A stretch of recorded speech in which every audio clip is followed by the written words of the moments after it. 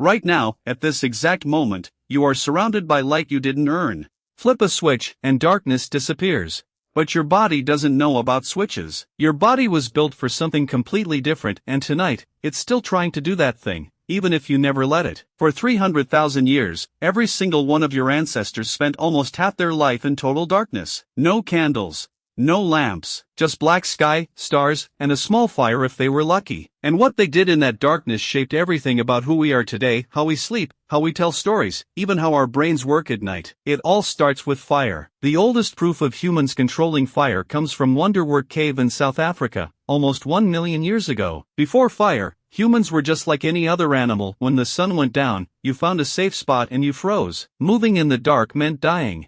Leopards, wolves, hyenas, they could all see in the dark. We couldn't. Fire changed the rules overnight.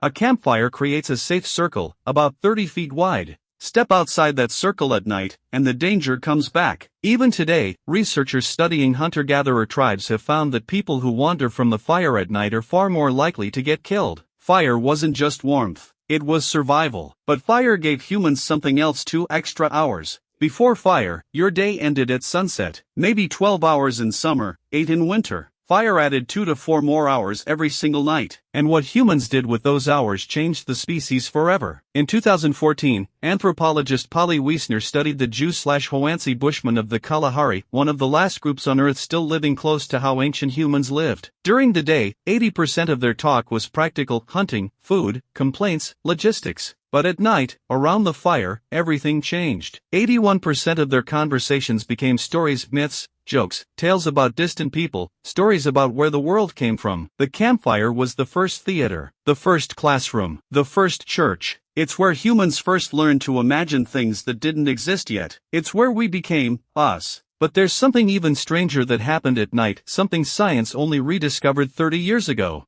You were never built to sleep the way you sleep now. In 2001, historian Roger Kirch spent 16 years digging through old records, prayer books, court documents, letters, even Homer's Odyssey. He found the same 2 words appearing again and again: first sleep, and second sleep. Before electric light, people didn't sleep in one block. They slept 4 hours, woke up, stayed awake for an hour or 2 in the middle of the night, then slept another 4 hours until sunrise. This wasn't a sleep disorder. This was normal life for thousands of years. And that waking hour in the middle of the night? People used it. They visited neighbors. They thought about their dreams. A doctor's manual from the 1500s said this quiet hour was the best time to reflect and study, because the mind was calm and the world was silent. For centuries, historians read the phrase first sleep and just assumed it was a mistaken translation because they couldn't imagine humans sleeping any other way. But then science proved history right. In 1992, psychiatrist Thomas Ware removed all artificial light from a group of volunteers for 1 month. Just 14 hours of pure darkness every night, like our ancestors had before fire extended the evening. Within weeks, every single person fell into the exact same pattern: 4 hours sleep, a quiet waking period, then 4 more hours of sleep. Nobody taught them this. Their bodies just remembered. And during that quiet waking window, Ware found something incredible: their brains released high levels of prolactin,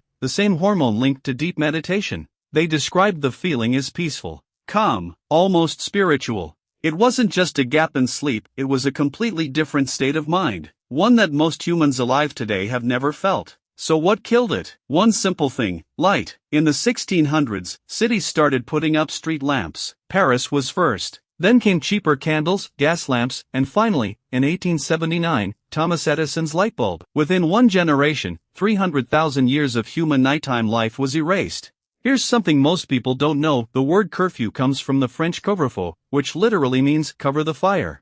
Every night, a bell would ring in medieval towns telling people to put out their fires, because night was meant to be dark. Night was for sleeping, and walking outside without a lantern was, in many places, illegal.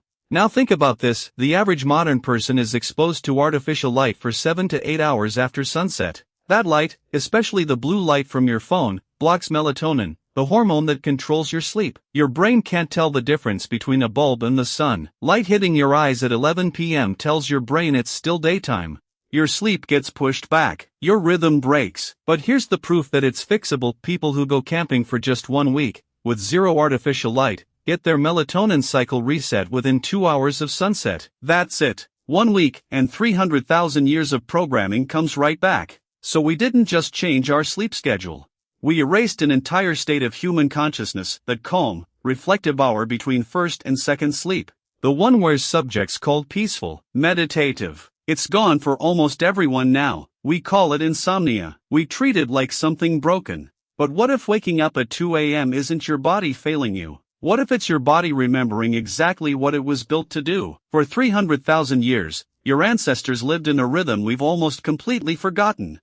They gathered around fire and told stories that built entire civilizations. They slept in 2 parts, with a quiet hour in between to just think. They looked up and saw the Milky Way every single night. Not something you drive hours to find, just the sky. And in that dark, quiet hour between 2 sleeps, they lay there thinking about their lives, their dreams, and the world waiting for them at sunrise.